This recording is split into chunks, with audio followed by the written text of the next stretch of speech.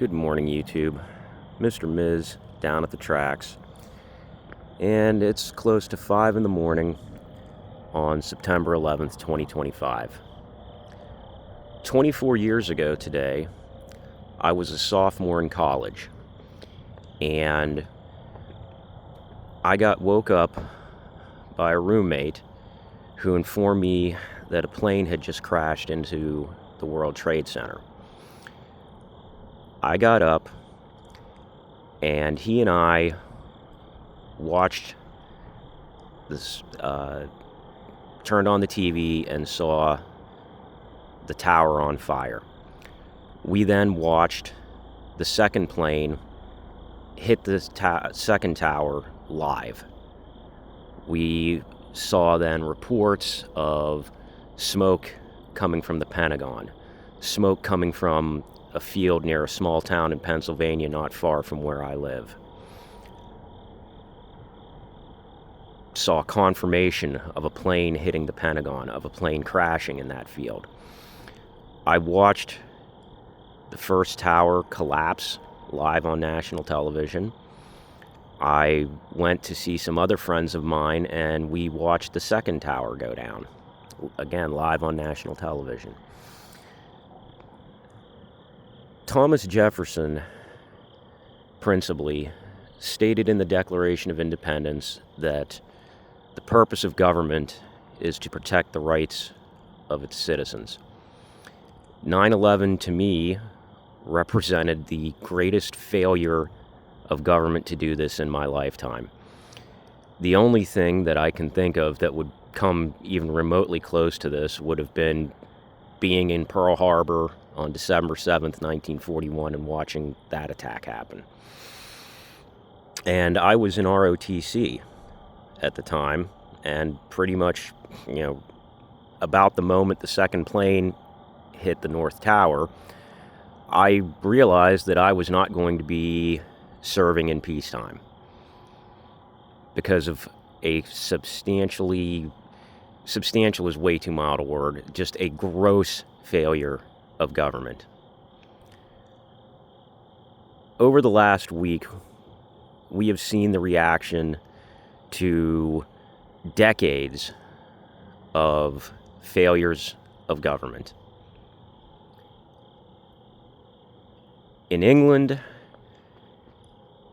there are massive protests because an appeals court there ruled that essentially the rights of native Britons are subordinate to the rights of illegal aliens that have no purpose, have no legitimate reason to be in that country in the first place.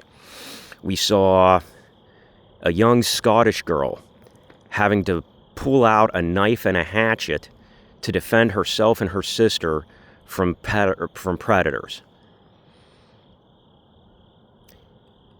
In France, the government has collapsed, again, largely over problems with illegal migrants to that country and the disruptions and criminality and problems that they have caused.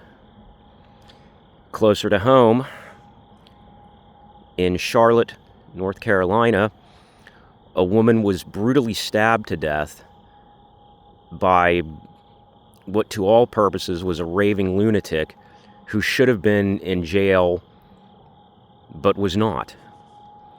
And most recently, yesterday, Charlie Kirk was assassinated. All of these things, in my view, are gross failures of government. In the Gettysburg Address, Abraham Lincoln spoke of the idea of government of the people, by the people, and for the people. But for decades in the West, what we have seen is government of the elite, by the elite, and for the elite. And most often, this is manifested in policies that were completely contrary to the interests of the people, that said the people be damned and do as you're told. In the Declaration of Independence, when Thomas Jefferson and the rest of the founders talked about the purpose of government being to protect the rights of its citizens, he also openly embraced the right of revolution. The idea that if the government fails to do its job, that it is the right of the people to alter or abolish that government. I firmly believe that if there is not significant change, that we are going to see that. The level of corruption and policy making that is completely counter to the interests of the American people, and in a larger sense, most of the West, over the last 3 decades at least, has been absolutely horrific, and its consequences have been profound. I personally am horrified at the world that my children are going to come into. My father and mother had the very optimistic and realistic hope for their time when myself and my siblings were born that we would come into a world that would be better than the one that they came into. And their grandparents had a similar, and my grandparents rather, had a similar belief. I can't say that I have that belief for my children. That is how profound the failure of government has been. I would certainly hope that people in government start paying attention to what their job really is. It is not to enrich themselves. It is not to craft policy that completely disregards the interests of the people that they represent. Unfortunately, I'm not optimistic, and I am very fearful of what is coming because I believe that it is going to be horrific. I hope that I'm wrong, but in my heart of hearts, I don't believe that I am.